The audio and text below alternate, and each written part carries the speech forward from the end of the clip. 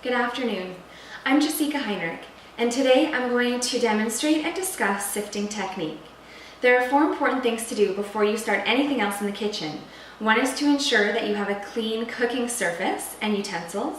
The second is to tie back your hair if it's long enough to do so. Put on an apron, and finally, wash your hands with hot soapy water and dry them with a clean kitchen towel. Since I've done those things already, we're ready to begin. In front of me today, I have a 250 milliliter measuring cup. I have a metal scoop. I have a standard kitchen knife with a nice flat edge. I have 2 types of flour sieves, one with a little crank handle on the side, and the second is just a miniature version of a standard flour sieve, as mine has recently bitten the dust. I have a glass measure bowl, and I have my flour. There are a few important reasons why we sift. The first is to remove clumps. The second is to help add air and make sure that we have even consistency, because in transport, flour in particular gets compacted and not evenly.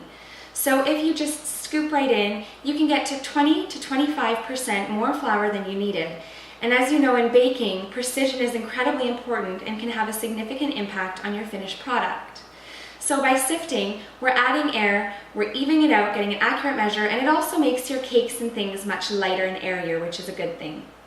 So what a lot of people do is they take their measuring cup, they scoop right into the flour, and they level it off.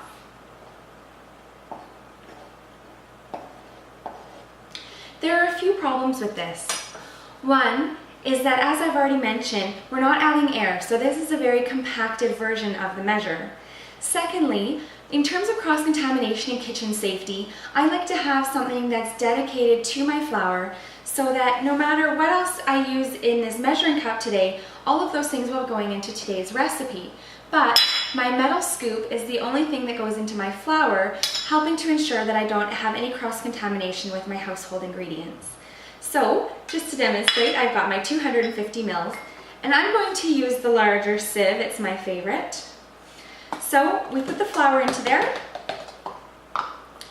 and then I'm just going to use the handle and bring it all through. Added bonus is you get a little workout for your arms.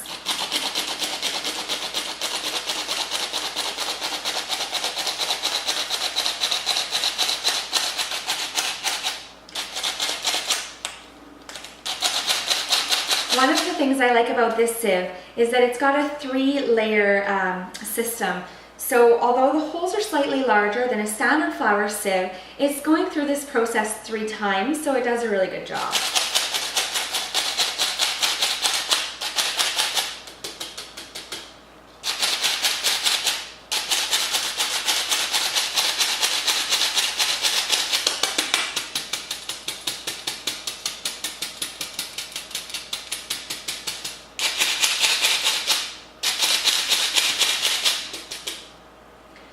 Now, I'll make a quick side note here as I finish with my sieve about cleaning.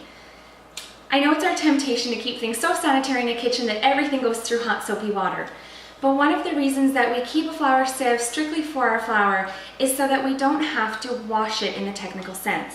I do take my sieve and I tap it out on the edge of the counter and then sweep up or vacuum the mess, or I tap it out over my garbage can to remove any excess flour.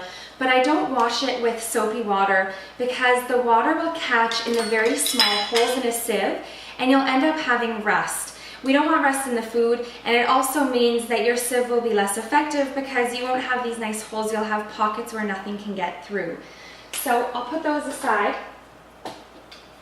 And now, with my same 250 ml measure, I'm going to use my metal scoop so that instead of digging into the flour and recompacting it, I can just lightly scoop it up and transfer it into my measuring cup. You'll notice as I do this that I'm not shaking or tapping down my measuring cup, I'm simply holding it in place.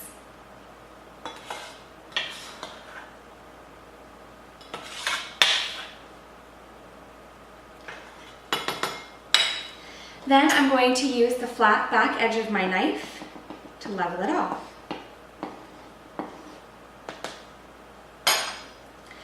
Now we have a nice accurate measure of clump-free flour that can go into the measuring bowl for the next step in the recipe. And what you'll notice is that in our cake pan, there's quite a bit of leftover flour. In fact, I'd say it's probably close to a quarter cup, if not more. So as we said, about 20 to 25%. So if I'm in a classroom, what I do is I have students set this aside for flouring their rolling pins, their cutting boards, their countertops, whatever they need it for. And then we dump the excess in the garbage so that, again, we're mindful of any cross-contamination. At home, it's just me cooking, and I know how hygienic I am, so I'm just going to pop that back into my flour container. Now, with the small sieve, I'll just quickly demonstrate. It's the same thing, except that we don't need to remeasure. We'll just take some flour, put it into the sieve, and then I'll simply take the flat of my hand and gently tap the sieve against it. And I'll continue that process until all of the flour has worked through. And for cleaning, I do the same thing with this sieve, tap it out on the counter or over top of the garbage can, but not over top of the sink. One last thing to mention is that if you dump flour into your sink and you add it with water, you're going to have a thick mess and maybe some plumbing bills that you didn't count on. So always get rid of excess flour, pastry, whatever it is, straight into your garbage can and not into your sink or your compost. Compost is even better. Well, that's our demonstration on sifting today. Happy baking, happy cooking, and we'll see you next time.